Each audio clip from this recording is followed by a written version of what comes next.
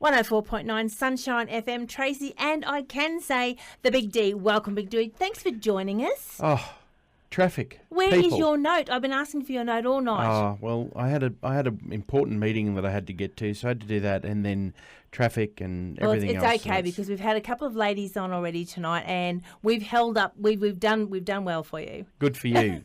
Now, because that last song there was Chad Brownlee, and that's a special request for Glenda Deshan, Falling Over You. Oh, it's beautiful. We're a bit of a Chad Brownlee fan.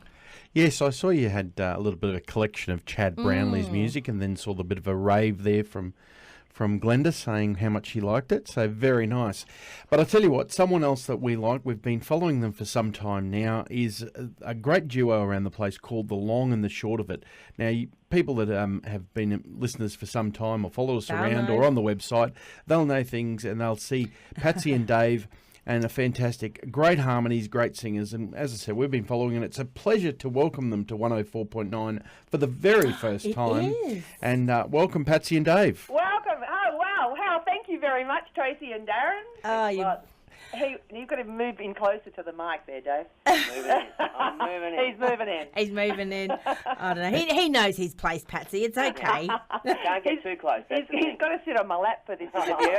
Well, the people that don't know the long and the short of it, the name says it all. Patsy's quite tall, and Dave has been blessed with the shorter end of the stick, so to speak.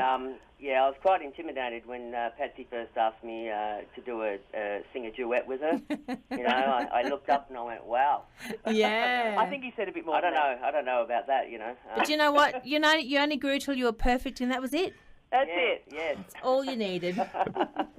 And of course, you've been singing together for some time and doing a lot of work at Tamworth every year. We do. We last year we had 18 shows. We've got quite a number sort of lining up now, which is fantastic. Yeah, we're a little bit late sorting out our Tamworth shows for next year, this year, because everyone seems to be a little bit behind our booking agents and everything up there, but it'll all come together, so we're quite excited. So how many have you got booked in already? We've got I think we've got 6 Yeah. that are confirmed already, and possibly another 6 to come, but we'll just have to wait and see.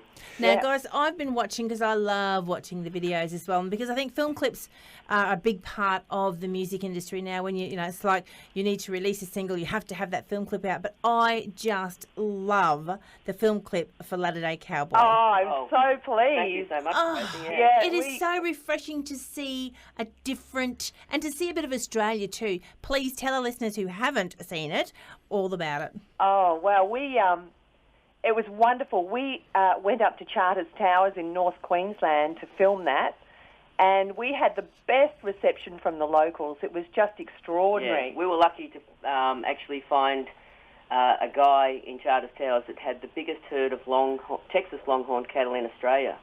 Yeah. Do you know?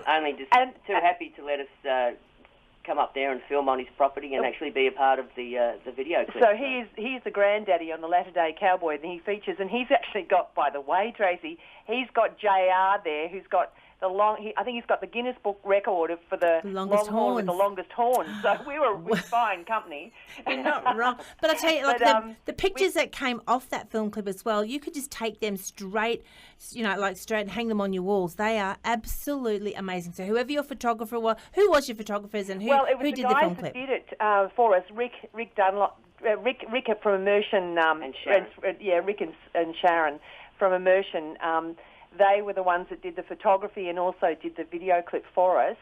And they were extraordinary photos. And even of the sale yard, we were very fortunate the day that we arrived that there was a sale at the local Charters Towers cattle yards. And so they were very accommodating there. And they said just come in and make yourself at home, and, you can film and, use our guys, for props, and it was just fantastic. As much as you want, and they were all very accommodating. They were a little bit sort of camera shy at first, but so everyone that you see in the video clip is they're actually just real people, locals from Charters. There was no professional actors or anything brought in. They're real people, real working class.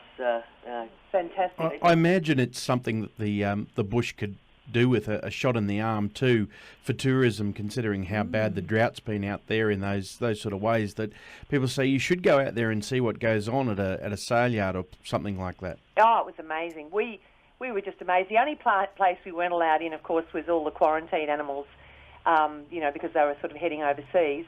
But the majority we could get, we could walk around, and it was fascinating, just fascinating to be there. But it was the best thing about the whole experience was the people. They were just so accommodating, so wonderful, so. They just greeted us with open arms, and you can sort of see that in the film clip or the music video that we were having such a good time. Yeah, and the truck drivers, were, as I said at the start, they were a little bit camera shy, but they all wanted to show off their trucks towards the end. How about using my truck? It's a pretty good looking truck. And, guys, it's a 3-minute song. We don't have 5 hours. yeah, that's right. We can only fit so many trucks and cattle in. Well, I know we've spoken to you before about the actual single Latter Day Cowboy, but I really wanted to have a talk to you before, because I know that you've got a new single coming out. Is it next week or in a couple of weeks' time? Yeah, it's on the 25th, I think. It hits the radio stations. Yeah, and it's the second single release. From the album. Well, you might as well give it a bit of a plug. Yeah, well, it's called Beatles Without John, and it's a love song. It's a sad song, and it's very, very clever. Yeah, some people might mistake it for being a tribute to the Fab Four when they first listen to it, but it's actually been very cleverly written, and if you really listen to it, after a couple of times of listening to it, you realise that it actually is a love song. So, there you go. Well, guys, thanks so much for joining us. We have got a full schedule tonight, but what we want to do is we're going to play Latter Day Cowboy tonight, and I want everybody out there to tonight after the show get onto YouTube and have a look, and please have a look at that film clip, because it really is worth having a look. And when you listen to the words of songs and you have that backing, it's just absolutely amazing. It is a magical moment to watch. Honestly, guys, it's probably one of my very best film clips of the year. Oh, thank you so much, Tracy. Thank you. We appreciate that. And we'll be back next week with Beatles Without John. I'm sure we're going to give that one a crack next. Oh, not next week. Close to it. As soon as it's released, 25th. Yeah. But here's the Latter Day Cowboy now, the long and the short of it. Patsy and Dave, we'll catch up with you soon. Thank you. Thank you Thanks, so much. guys.